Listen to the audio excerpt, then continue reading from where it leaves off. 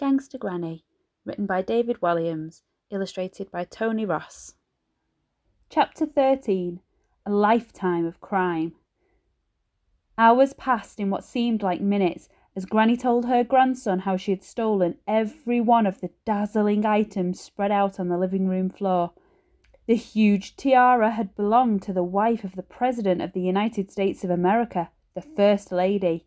Granny told Ben how, over 50 years earlier, she had sailed all the way to America on a cruise liner to steal it from the White House in Washington, and that while sailing back home she had robbed every rich lady on the ship of her jewels. How she was caught red-handed by the captain of the ship and escaped by diving overboard and swimming the last few miles of the Atlantic Ocean back to England with all of the jewellery hidden in her knickers.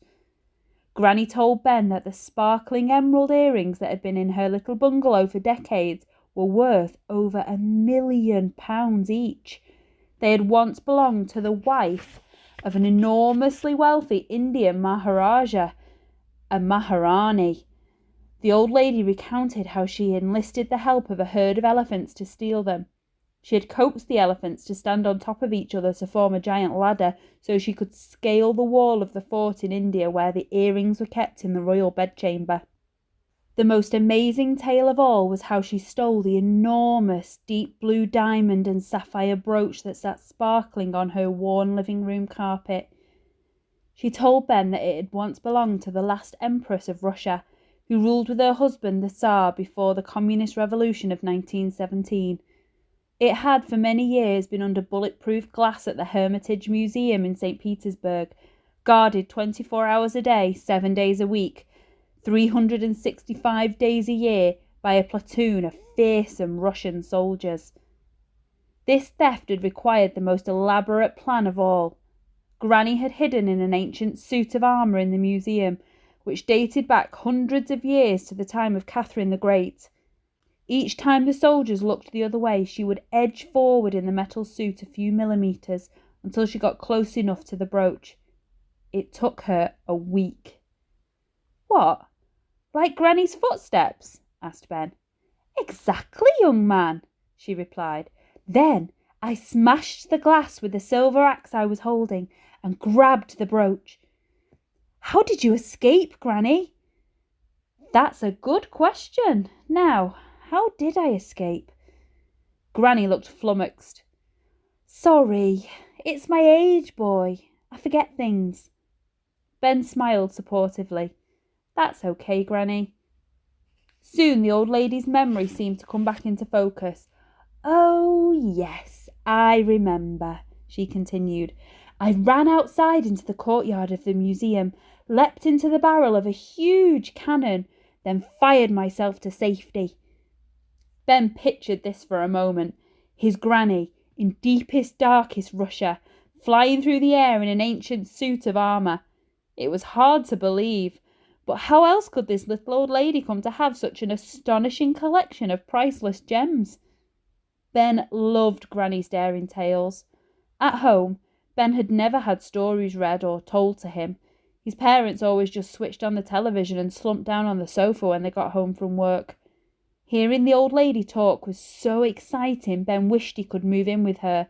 He could listen to Granny all day.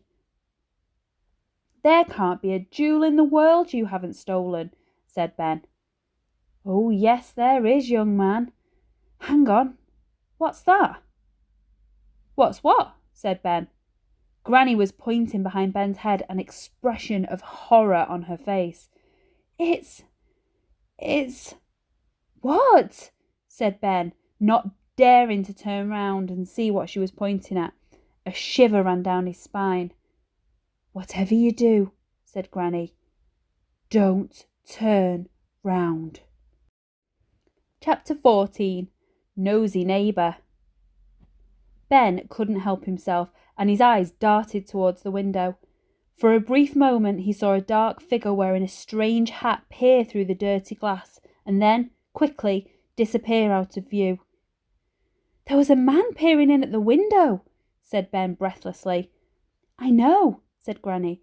"I told you not to look." "Shall I go out and see who it was?" said Ben, trying to hide the fact that he was more than a little frightened. Really, he wanted Granny to go out and see who it was. "I bet it was my nosy neighbour, Mr. Parker. He lives at number 7. He always wears a pork pie hat and he keeps spying on me." "Why?" asked Ben. Granny shrugged. "I don't know. I imagine he has a rather cold head or something." "What?" said Ben. "Oh, no, not his hat. I mean, why does he keep spying on you?" "He's a retired major, and now he runs the neighbourhood watch scheme in Grey Close." "What's neighbourhood watch?" asked Ben. "It's a group of local people who keep an eye out for burglars, but Mr. Parker just uses it as an excuse to spy on everyone, the nosy old git. I often come back from the supermarket with my bag of cabbages and see he's hiding behind his net curtains, spying on me with a pair of binoculars." "Is he suspicious about you?" said Ben, more than a little panicked. He didn't want to be thrown in jail for aiding and abetting a criminal. He didn't really know what abetting meant, actually, but he knew it was a crime, and he knew he was too young for prison. "He's suspicious about everyone. We have to keep an eye out for him, young lad. The man is a menace." Ben went over to the window and peered out. He couldn't see anyone. Brrring! Ben's heart missed a beat. It was only the doorbell, but if they let Mr. Parker inside, he would see all the evidence the police would need to send Ben and his granny straight to prison. "Don't answer it," said Ben, as he ran to the middle of the room and started stuffing all of the jewels back in the tin as quickly as he could. "What do you mean, don't answer it? He knows I'm at home. He just saw us through the window. You answer the door, and I will hide the jewels." "Me?" "Yes, you. Hurry." Brrring! This ring was more insistent. Mr. Parker had left his finger on the buzzer for even longer. Ben took a deep breath and walked calmly through the hall to the front door. He opened it. Outside stood a man in a very silly hat. Don't believe me? This is how silly his hat was. "Yes," said Ben in a squeaky high voice. "Can I help you?" Mr. Parker put his foot inside the bungalow so the front door couldn't be closed on him. "Who are you?" he barked nasally. He had a very big nose, which made him seem even nosier than he was, and he already seemed extremely nosy. Because he had a big nose, he also had a very nasal voice, which made everything he said, however serious, seem a little bit absurd. But his eyes shone red like a demon. "I am Granny's friend," spluttered Ben. Why did I say that? He thought.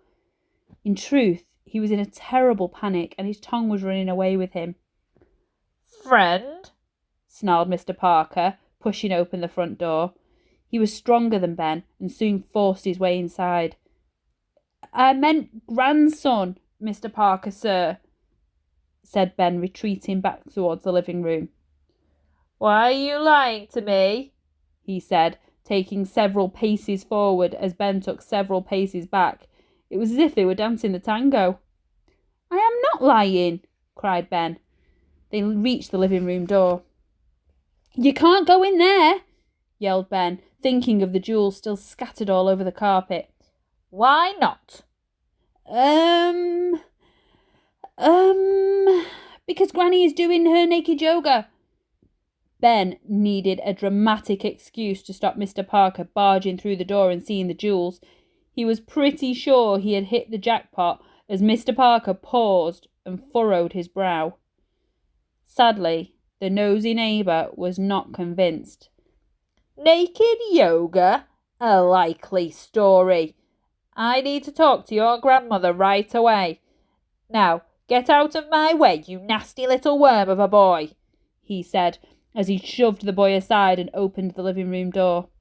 Granny must have heard Ben through the door, because when Mr. Parker burst into the room, she was standing there in her bra and knickers in a tree pose. "Mr. Parker, do you mind?" said Granny in mock horror that he had seen her in a state of undress. Mr. Parker's eyes spun around the room. He didn't know where to look, so he fixed his glare on the now bare carpet. Excuse me, madam, but I need to ask you, where are those jewels I saw a moment ago? Ben spied the silver Jubilee biscuit tin poking out from behind the sofa. Surreptitiously, he edged it out of view with his foot. What jewels, Mr. Parker? Have you been spying on me again? Demanded Granny, still in her underwear. Well, he spluttered. I had good reason. I was suspicious when I saw a young gentleman enter your property. I thought he might be a burglar. I let him in through the front door. He might have been a very charming burglar. He might have weaseled his way into your confidence. He's my grandson. He stays every Friday night. Ah, said Mr. Parker triumphantly, but it's not Friday night, so you can see why my suspicions were raised, and as head of Grey Close's neighbourhood watch, I must report anything suspicious I see to the police. I've got a good mind to report you to the police, Mr. Parker, said Ben. Granny looked at him curiously. Whatever for? Said the man. His eyes narrowed. They were now so red it was like there was a fire in his brain. For spying on old ladies in their underwear, said Ben triumphantly. Granny winked at Ben. She was fully clothed when I looked through the window, protested Mr. Parker.